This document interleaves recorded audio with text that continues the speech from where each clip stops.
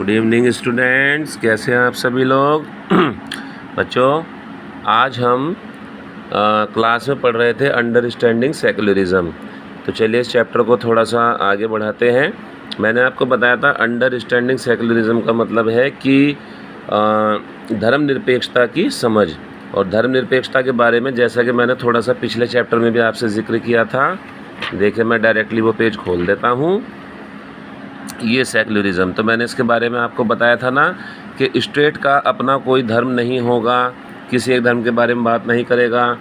तो ये वाली बात हम क्लास में कर चुके थे, ये मैं आपको समझा चुका था कि इसमें अमेरिका वाली बात मैंने आपको बताई थी कि अगर आप भारत के हैं और अमेरिका में आप रहते हैं और वहाँ आपके साथ भेदभाव होता है, आपको रहने के लिए कोई रूम नहीं देता है, कोई आपसे बात नहीं करता है, तो आपको बुरा लगेगा। आप सोचेंगे कि हम भी क्या करेंगे, जहाँ पे अमेरिकन्स रहेंगे हमारे देश में, हम भी उनके साथ ऐसे ही करेंगे, ये है ना। First you might react by saying that Christians should get the same treatment in place where Hindu and Muslim are in majority, कि जहाँ हिंदू मुस्लिम मेजॉरिटी में होंगे हम भी ये ट्रीटमेंट करेंगे क्रिश्चियंस के साथ, है ना। This is a form of relation. अच्छा, और you might take the view that there should be justice for all. एक दूसरी चीज़ आपके दिमाग में क्या आएगी कि सबके साथ न्याय होना चाहिए। ऐसा नहीं होना चाहिए, पूरी दुनिया में किसी के साथ कहीं भेदभाव नहीं होना चाहिए। तो वही सब चीज़ इस पैराग्राफ में भी थी। अब मैं आपको थोड़ा सा यहाँ से व्हाट इज़ सेकुलरिज्म यहाँ से समझाता हूँ, समझिए। In the previous chapter you read about how the Indian constitution contains fundamental right that protect us against state power. जहाँ तक मुझे याद आ रहा है मैंने क्लास में बता दिया था ये पैराग्राफ भी, चलो फिर भी बता देता हूँ कि पिछले अध्याय में हमने फंडामेंटल राइट के बारे में पढ़ा है कि भारतीय संविधान में फंडामेंटल राइट दिए गए हैं to protect us against the state power as well as against the training of the majority, यानी कि वो हमें राज्य की निरंकुश शक्ति से बचाते हैं कि राज्य ज़बरदस्ती हमारे ऊपर कोई बात ना थोप दे। और हमें किस चीज़ से बचाते हैं और वो हमें इस बात से बचाते हैं कि जो मेजॉरिटी होते हैं, जो बहुसंख्यक लोग होते हैं, वो माइनॉरिटी के ऊपर कोई दबाव ना बना सकें। आगे बढ़ेंगे, ठीक है। आगे इसमें क्या लिखा, the Indian constitution allows individual the freedom to live by their religious believe and practices as they interpret this, ठीक है। भारतीय संविधान जो है, इंडियन कॉन्स्टिट्यूशन अलाउ इंडिविजुअल, वो हमें प्रत्येक को स्वतंत्रता प्रदान करता है कि हम लोग किसी भी रिलीजन में विश्वास रखें, हम किसी भी धर्म का प्रचार प्रसार करें, किसी भी धर्म को अपनाएं। In keeping with the idea of religious freedom for all, India also adopted A strategy of separating the power of religion and power of the state. यानी कि क्या कहा गया है इसमें कि हमारे संविधान में, हमारे इंडिया में धर्म को सत्ता से अलग रखा गया है, धर्म को शासन से अलग रखा गया है। Secularism refers to the separation of religion from the state. ये दोनों ही चीज़ हमारे यहाँ पे अलग अलग रखी गई है, एक दोनों का मतलब एक दूसरे से कोई लेना देना नहीं है। आइए समझिए, ये वाला पैराग्राफ पढ़ते हैं। What is important to separate religion from the state. राज्य को धर्म से अलग रखना क्यों इम्पोर्टेंट है, क्यों महत्वपूर्ण है, आइए समझिए। As discussed above, the most important aspect of secularism it is separation of religion from state power. This is important for a country to function democratically. Almost all countries of the world will have more than one religious group living in them. Within these religious groups there will most likely be one group that is in a majority. If this majority religious group has access to state power, then it could quite easily use this power and financial resources to discriminate against the persecute person of other religion.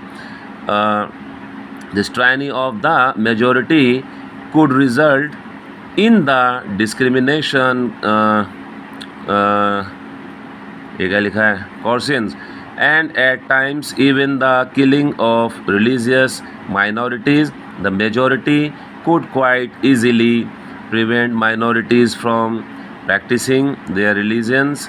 Any form of dominance based on religion is in violation of the rights that a democratic society guarantee to each and every citizen irrespective of their religion. Therefore the tyranny of the majority and the violence of fundamental right that can result is one reason why it is important to separate the state and religion in democratic stories. देखिए इस paragraph में आपको बताया गया है कि जैसे कि पीछे चर्चा की गई है, एज डिस्कस्ड अबाउ, जैसे कि अभी डिस्कस किया गया है, the most important aspect of secularism is it separation of religion from state power, कि जैसे कि चर्चा की गई है कि धर्मनिरपेक्षता का सबसे महत्वपूर्ण पहलू होता है कि राज्य सत्ता को धर्म से अलग करना। क्योंकि देखिए ऐसा क्यों बताया गया है, this is important for country to function democratically. एक डेमोक्रेटिक देश में यह बहुत ज़रूरी है, ठीक है। Almost all countries of the world will have more than one religious group living in them. ये बहुत ज़रूरी है क्योंकि दुनिया के लगभग बहुत सारे देशों में एक से ज़्यादा धर्म के लोग एक साथ रहते हैं। तो ये जाहिर सी बात है कि हर देश में किसी एक धर्म के लोगों की संख्या ज़्यादा होती है। देखो जब बहुत सारे देशों में देखिए इस बात को पढ़िए, यहाँ से पढ़िएगा, all countries of the world will have more than one religious group living in them, यानी कि वो ग्रुप में रहते हैं अलग अलग धर्मों के लोग हर देश के अंदर। Within this religious group there will most likely be one group that is in majority. तो ये हो सकता है कि कोई एक ग्रुप ऐसा हो जो मेजोरिटी में हो। मान लीजिए किसी देश में हिंदू बहुत ज़्यादा है या किसी देश में मुस्लिम बहुत ज़्यादा है, ऐसा हो सकता है, बिल्कुल हो सकता है। तो उस कंडीशन में क्या होगा कि if this majority religious group has access to state power then it could quite easily use this power and financial resources to discriminating against the, ठीक है, persecute person of other religion। देखो आगे इसमें ये बताया गया है कि अगर उनकी संख्या ज़्यादा होगी तो क्या होगा, वो लोग क्या करेंगे, सत्ता तक पहुंच जाएंगे, और जो उनका ग्रुप क्या करेगा, दूसरे धर्म के खिलाफ भेदभाव करने और उन्हें परेशान करने के लिए सत्ता और राज्य के जितने भी फाइनेंशियल रिसोर्स हैं उनका यूज़ करेगा, उनका वह इस्तेमाल करेगा। आगे देखिए इस पैराग्राफ में क्या बताया गया है कि मेजॉरिटी की इस पावर के चलते जो रिलीजियस माइनॉरिटी हैं उनके साथ भेदभाव हो सकता है, उनके साथ जोर ज़बरदस्ती हो सकती है, यहाँ तक कि कई बार उनकी हत्या भी कर दी जाती है। मेजॉरिटी चाहे तो माइनॉरिटी को उनके धर्म के अनुसार जीने से भी रोक सकता है, वो चाहे तो उनको रोक सकते हैं, ठीक है। ये देखिए any form of domination based on religion is violation यानी हिंसा, है ना, of the rights that a democratic society guarantee to each and every citizen irrespective to their religion। भाई वो चाहे तो उन्हें रोक सकता है उनके अनुसार जीने से। धर्म के आधार पर किसी भी तरह का भेदभाव उन अधिकारों का उल्लंघन होता है जो एक डेमोक्रेटिक सोसाइटी, एक लोकतांत्रिक समाज किसी भी धर्म को मानने वाले अपने प्रत्येक नागरिक को प्रदान करता है, ठीक है। तो मेजॉरिटी की इस बढ़ती हुई पावर के कारण लोगों के फंडामेंटल राइट्स का हनन हो, तो ये एक इम्पोर्टेंट रीज़न है जिसके चलते डेमोक्रेटिक सोसाइटी में स्टेट को रिलीजन से अलग रखना ज़रूरी है। भाई अगर नहीं करोगे तो जिन लोगों की संख्या ज़्यादा है वो दूसरे पे प्रेशर बना देंगे, इसलिए ज़रूरी है। समझ गए होंगे जहाँ तक मैं मान रहा हूँ, ठीक है। नेक्स्ट पैराग्राफ भी लगभग ऐसा ही है।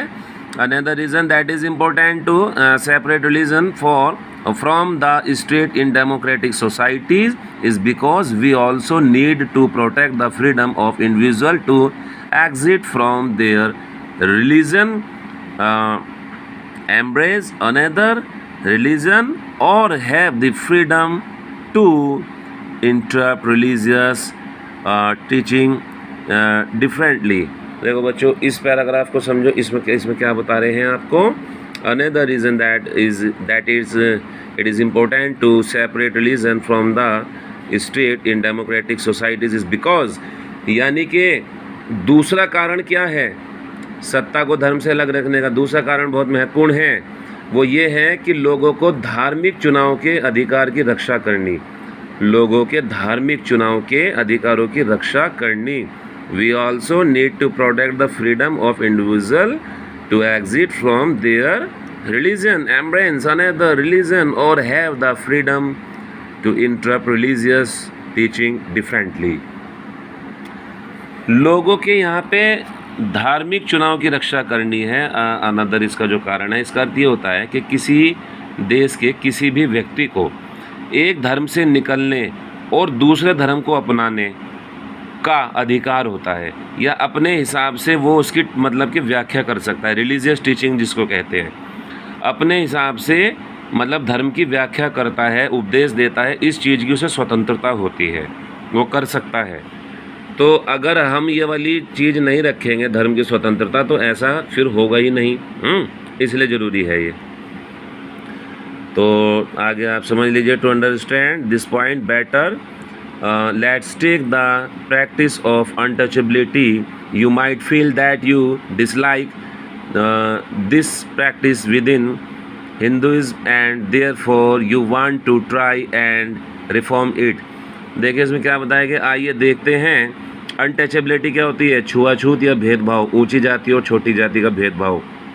You might feel that you dislike, हो सकता है आप इस चीज़ को पसंद ना करते हो, है ना, कि जाति का भेदभाव नहीं होना चाहिए, कि फलानी जाति का मैं इसके साथ नहीं रहूँगा, तो वो चीज़ें नहीं होनी चाहिए। आप इन चीज़ों को सोचते होंगे, आप डिसलाइक करते हैं, आप पसंद नहीं करते हैं। This practice within Hinduism, Hindu धर्म में इस तरह की जो बात है वो इस तरह की व्यवस्था होती है। You want to try and reform it, आपको क्या करना चाहिए, आपको कोशिश करनी चाहिए कि ये चीज़ें ख़त्म हो, इनमें सुधार हो। However it state power were in the hands of those Hindu who support untouchability, then do you think that you would have an easy task to try and change this? तो ऐसे में आपको क्या करना होगा। संभव है आपको हिंदुओं के बीच में प्रचलित यह प्रथा अच्छी ना लगती है, उसका मतलब यह है कि आप बदलने की कोशिश करेंगे। लेकिन अगर राज्य की सत्ता ऐसे हिंदुओं के हाथ में है जो छुआछूत को सही मानते हैं, तो आप इजीली इसको चेंज नहीं कर सकते।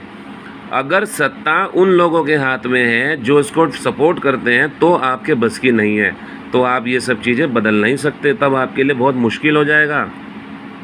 Then do you think that you would have an easy task. ठीक है, यहाँ बढ़ेंगे। Even if you were part of the dominant religious group, you might face a lot of resistance from fellow member of your community। तो आप ऐसे में क्या करेंगे, रेजिस्टेंस यानी रुकावट, फेलो मेंबर योर कम्युनिटी। तो आप क्या देखते हैं, अपने समुदाय के दूसरे लोगों की ओर एक भारी विरोध का सामना करना पड़ता है आपको। अपनी ही कम्युनिटी में कुछ लोगों के विरोध का सामना करना पड़ता है, क्योंकि क्या है, आप अनटचेबिलिटी को समाप्त करना चाहते हैं, लेकिन कुछ हिंदू लोग क्या चाहते हैं कि वो समाप्त ना हो, तो आपको उनके सामने खड़ा होना पड़ता है कि भाई क्यों ना हो समाप्त, हम तो समाप्त करेंगे, वो गलत चीज़ है, हम तो इस देश में अच्छी व्यवस्था लागू करेंगे। ठीक है। This members who have control of state power might say that there is only one interpretations of Hinduism and that you do not have the freedom of interpret this differently. तो क्या कह रहे हैं कि जो स्टेट की सत्ता है उस पर कंट्रोल रखने वाले ऐसे सदस्य होंगे कि जो हिंदुत्व की केवल एक ही व्याख्या करते हैं, एक ही व्याख्या होती है, और उसकी कोई और व्याख्या करने का तुम्हें कोई अधिकार नहीं है। तो ये बताया गया है इस चीज़ में कि why is it important to separate religion from the state, कि धर्म को सत्ता से रखना क्यों इम्पोर्टेंट है, वो मैंने इन पैराग्राफ्स में आपको बताया है। अब देखिए आगे इसमें बताया गया है व्हाट इज़ इंडियन सेकुलरिज्म। अब मैं अगली वीडियो बना रहा हूँ इंडियन सेकुलरिज्म की।